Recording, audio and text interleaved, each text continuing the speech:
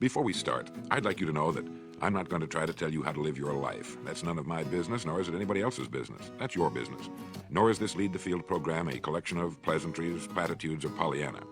It is a summation of more than 20 years of research on one subject, and that is, why do some people do so well in life, while so many more do not? And the first thing let's talk about is the magic word. The experts call it the most important word as far as the results we get from life are concerned in this or any other language. And that word is attitude. It is our attitude toward life which will determine life's attitude toward us. Let's face the fact honestly that we shape our own lives, and the shapes of them will be determined by our attitudes. A person with a poor attitude toward learning, for example, isn't going to learn much until he changes his attitude. If we take the attitude that we cannot do something, we generally will not do it. An attitude of failure, and we're whipped before we start. So we know then that what we receive from life, what we accomplish or fail to accomplish, is due in large measure to our overall attitude. William James of Harvard University put it this way: "The greatest discovery of my generation is that human beings can alter their lives by altering their attitudes of mind." And isn't it wonderful that we have this measure of control? Before we start talking about our attitude toward the world, let's talk about our attitude toward ourselves, since it is the attitude we take toward ourselves which determines our attitude toward the world. Now right here we come to a rather strange fact.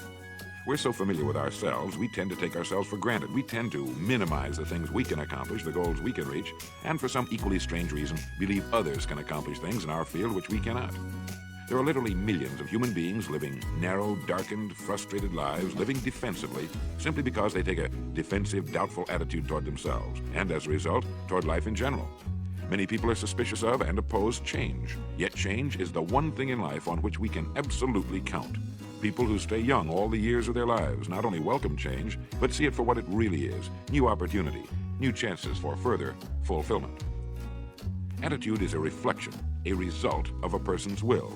It is incalculably powerful. It can bring about marvelous results for us, but we need to train it patiently, day by day.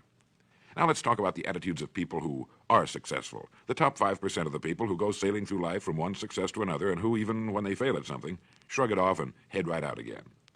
No matter who the person is or what he does, men and women in sales, business executives, people in all the professions, wives and mothers, students, top people in the armed forces, public servants, men and women in the service of religion, working men and women in all fields of endeavor, wherever you find a person doing an outstanding job and getting outstanding results, you will find a person with the right kind of attitude. These people take the attitude toward themselves that they can accomplish what they set out to accomplish, that there's no good reason on earth why they can't be competent, successful. They have a healthy attitude toward themselves and, as a result, toward life and the things they want to accomplish. And because of this, they achieve some remarkable things, and they come to be called successful, outstanding, brilliant, lucky, and a lot of other things. They're quite frequently no more brilliant or outstanding than the majority of the people by whom they're surrounded. But they did develop the right attitude, and they found their accomplishments not too difficult, and many times surprisingly easy, simply because it seems that so few are really trying, really believe in themselves. Successful people come in all shapes and sizes and in widely varying degrees of intelligence, background, and so on. But they all have one thing in common. They expect more good out of life than bad. They expect to succeed more than they fail. If you want something worthwhile, take the attitude that there are a lot more reasons why you can have it than there are that you cannot, and set out to earn it. Go after it, work at it, ask for it, and 9 times out of 10, you'll get it. Our environment is really a mirror of our mental attitude. If we don't like our environment, we have to change our attitude first. Now, the world plays no favorites. It's impersonal. It doesn't care whether we change or not. Adopting a good, healthy attitude toward life doesn't affect the world and the people in it nearly as much as it affects us. It would be impossible to even estimate the number of jobs which have been lost, the number of promotions missed, the number of sales not made, the number of marriages ruined by poor attitudes. But you can number in the millions the jobs which are held but hated, the marriages which are tolerated but unhappy, all because of people who are waiting for the world and others to change toward them, instead of being big enough and wise enough to at least make a test which will prove beyond any shadow of a doubt where most or at least a big part of the trouble lies. Studies made of the lives of literally thousands of successful people have shown that they radiate confidence, assurance, they expect success, and they get success. You can spot these people by the way they walk, by the way they look and act. You can feel it about them when they enter a room. They may be short and fat, or tall and thin, or any combination in between, but they have about them the attitude of success. In the record Greener Pastures, I'll get into this next statement, but right now I want you to realize, if you don't already, that in 5 years or less, you can get right to the top of the work you're now doing. I know this. But the important question here is, do you know this? The minute you do know it, you'll have this right attitude I'm talking about. The easiest and most effective means of forming a good attitude habit is to begin to act as though you have a good, positive, expectant attitude toward life. That's right. Begin right now to walk, act, and look as though you belong to this group. If you're already in the top 5%, you'll know what I mean. If you've never tried it, you'll be amazed at what happens. Actions trigger feelings, just as feelings trigger actions. Now, let me tell you of a little test you can make which will prove beyond any shadow of a doubt that a good attitude can change a person's life as dramatically as walking from a darkened room into the bright, clear light of day. Not long ago, I read a line which went, "Life is dull only to dull people." This is true, but it also could have read, "Life is interesting only to interesting people," or "Life is successful only to successful people." And what I'm trying to say is that you must first become, mentally, from an attitude standpoint, that which you wish to achieve. A famous restaurateur was being interviewed by a reporter who asked, "When did you become successful?" He replied, "I was successful when I was sleeping on park benches, because I knew what I wanted to do and that I would do it." In short, his attitude had been one of success, of expecting success, long before the material, the tangible rewards of success had been earned. We'll get into this particular phase of Lead the Field in record number 3, A Worthy Destination. But for now, remember that a person must act, look, and because of these things, feel successful before the success he seeks can come. Chances are you know people who seem to be what others call lucky. All kinds of good and wonderful things seem to happen to them, and they give the impression of happily sailing through life, having a wonderful time, and getting more accomplished in a year than most people do in 5.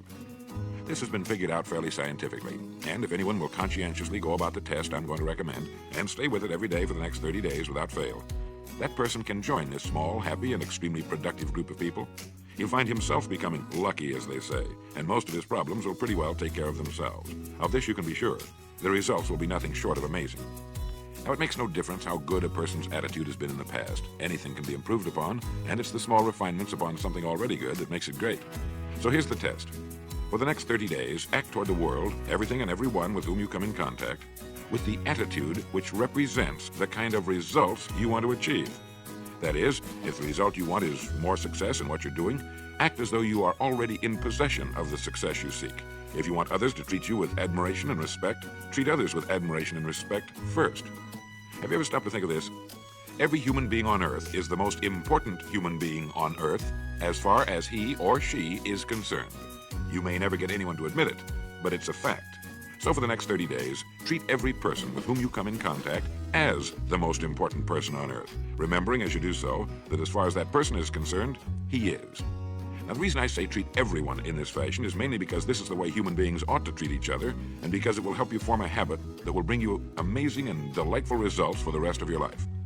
Have you ever noticed that the higher you go in any organization of value, the nicer the people seem to become? You see, the bigger the person, the easier it is to talk to him, to get along with him, to do business with him. Do you know why? It's because he's got a good attitude, and people with the best attitudes just naturally gravitate toward the top. So for 30 days, act toward others in the world at large in exactly the same manner you want the world and others to act toward you. Treat your wife or husband as the person he or she really is, the most important person in your life, and the same with the children. Carry out into the world each morning for 30 days the kind of attitude you would have if you were the most successful human being on Earth. And notice how it quickly develops into an habitual attitude. When a person does this, he should realize he has already placed himself on the road to what he seeks. He is, right now, in the top 5% of the people in this or any other country. He has prepared the ground and planted the seed. He has made of himself a magnet, an embodiment of that which he seeks. Before metal can be cast into a desired shape, the mold, the expectant receptacle, must first be fashioned. Before a building can be erected, the excavation must be made and the foundation laid. And before a person can achieve the kind of life he wants, he must become that kind of individual. He must think, act, talk, walk, and conduct himself in all of his affairs as would the person he wishes to become. He is then actually that person, and the things that person would have and do will naturally come to him. Almost immediately, a change will be noticed. Irritations that used to frustrate and annoy disappear. When some less informed individual gives you a bad time, stay on the track. When someone cuts in front of you with his car or acts in any other manner that shows his ignorance and lack of courtesy, don't permit yourself to drop to his level. Pity him, for that's what he really deserves. That's the very group a person doesn't want to belong to. And if he acts like them, well, let's face it, he belongs with them. There's nothing in the world that men, women, and children want and need more than the feeling that they're important, that they're needed and respected. They will give their love, their affection, their respect, and their business to the person who fills this need. So the magic word is attitude. And in summing up, a few points to keep in mind. 1. It is our attitude at the beginning of a task which, more than anything else, will affect its successful outcome. 2. It is our attitude toward life which determines life's attitude toward us. 3. We are interdependent. It is impossible to succeed without others. And it is our attitude toward others which will determine their attitude toward us. 4.